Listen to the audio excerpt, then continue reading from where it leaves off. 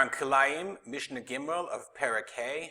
Parakeh, Mishnah Gimel of Kilayim. Says the Mishnah, Charitz shuhu over bakerem, amok asara v'rachav arba'a. Let's say I have a ditch that passes through the kerem and it's 10 tvachim deep. It's 10 tvachim deep and 4 tvachim wide. Rabbi Eliezer ben Yaakov, Omer Rabbi Eliezer ben Yaakov says, Im hayam mefulash merosh hakerem v'ad sofo, harei ze nira kebein shnei kramim. If it's mefulash, means mefulash we learned was straight, was meaning all the way through, from one side of the kerem to the other.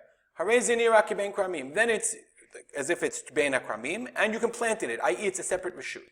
Okay? But it's a separate domain, and therefore, v'zarim b'tocha, you can plant in it. V'im lav, and if not, hareu kigat. It's like gat is the gat is the place where they squish the grapes.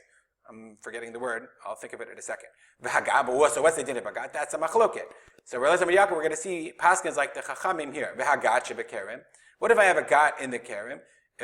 Amuka asara ucharva arba'a. It is the gat, the wine press is 10 tvachim deep and 4 tvachim wide.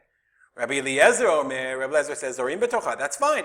Mechachamim osrim. So let's look for a second at our example. So if I have a charitz, it's only actually 10 tvachim wide. It has to be 4 deep. So Rabbi Eliezer says, if it's surrounded on all 3 sides, then it's the same din as a gat. And the Chachamim said, we just learned about here, the Chachamim said, in this gat, in this wine press, even if it's 10 tvachim deep and 4 tvachim wide, it's still considered you're not allowed to plant it. It is not a reshut. It's surrounded on all sides. So Rabbi Eliezer says, but if my charitz goes all the way through the entire way, then it divides the kerem, and it's a separate reshut to itself, and therefore I am permitted to plant in it. The Mishnah continues. Shomeira shebekerem. Shomeira is a raised area. It would be a ridge in the kerem. That's 10, and therefore it was considered a shomeira because the guard could sit on top of it and watch and see and make sure nobody was stealing your grapes. Shegavoa asara urchava arba'a. If it's 10 tvachim high and 4 tvachim wide, zorim betocha. You can plant in it. You can plant on it. Why? Because it's above. Even the chachamim agree. The gat they think is not, and they don't. There is no requirement. This shomeira does not have to be all the way from one side to the other. So you have this little ridge. It's elevated now. We'll just make it a different color so you get the point. Okay. Now we'll make it an elevated ridge. Okay. So it's an elevated ridge. This shomeira is an elevated ridge. Okay, so you can plant on it if it's 10 tvachim high and 4 tvachim wide, because it's a separate reshut. But, v'im haya se'ar kotesh is a little tricky to translate. It means if the hair is crushing it, but it's not what it means. It means here, let's say the vineyard, the vines are now, if you have this elevated ridge, the vines will grow on it, and they will become enmeshed in it, because that's the way vines grow.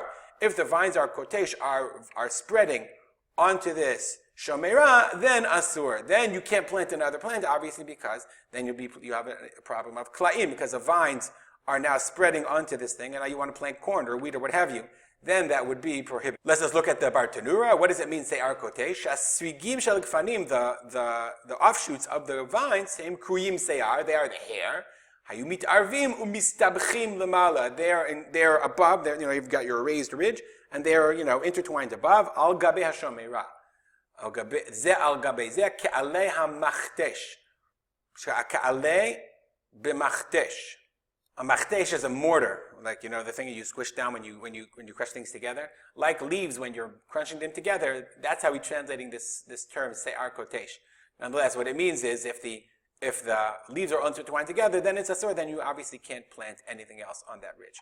If you have any comments or questions, as always, please feel free to contact me at rspolter@gmail.com.